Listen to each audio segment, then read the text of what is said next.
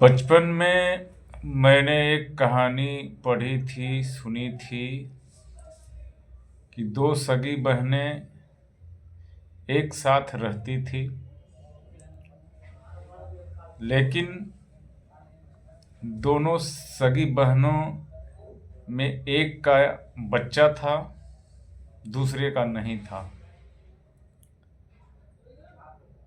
तो उसने बहुत प्रयास किया, कोशिश किया कि मेरा भी बच्चा हो, लेकिन ईश्वर को मंजूर नहीं,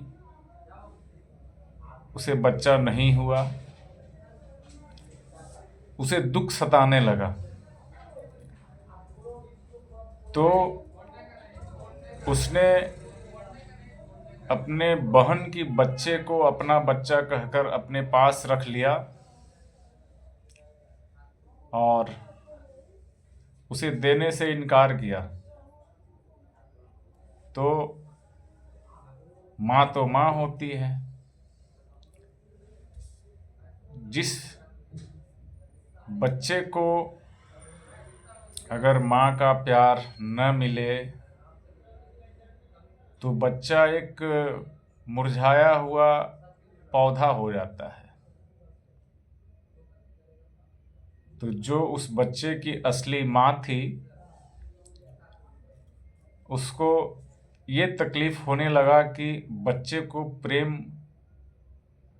तो मैं ही दे सकता हूँ, मेरी बहन कहाँ से देगी।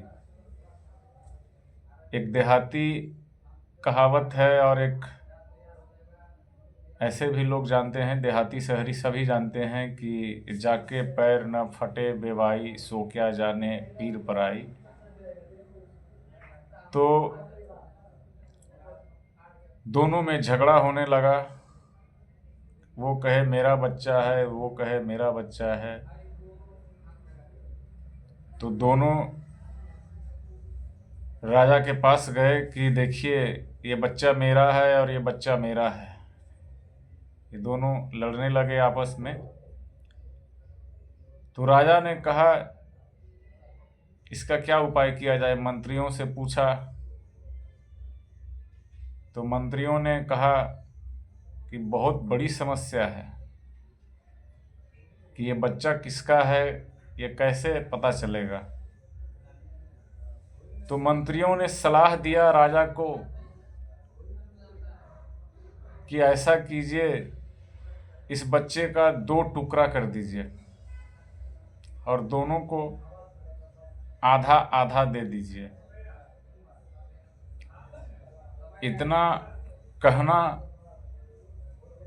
राजा के मुख से कि जो उस बच्चे की असली माँ थी, वो रोने लगी और कहने लगी कि महाराज, ऐसा करें कि बच्चा मेरा ही है, लेकिन इस बच्चे को 2 टुकड़े न करें, बल्कि ये मेरी बहन को ही दे दें।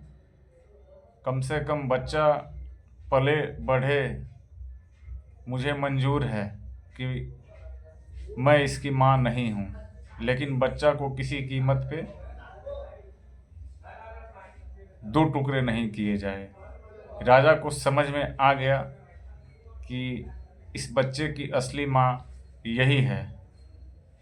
राजा ने उस बच्चे को उसकी माँ को दे दिया और उस स्त्री को झूठे दावे के आरोप में उसे कुछ सजा दी गई। इस कहानी से हमें क्या शिक्षा मिलती है? इस कहानी से हमें यही शिक्षा मिलती है कि जो असल में माँ होती है, वो किसी का तकलीफ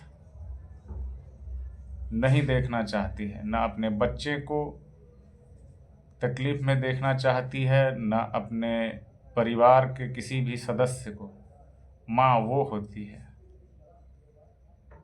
चलिए, फिर हम किसी दिन एक अच्छी स्टोरी लेके आएंगे।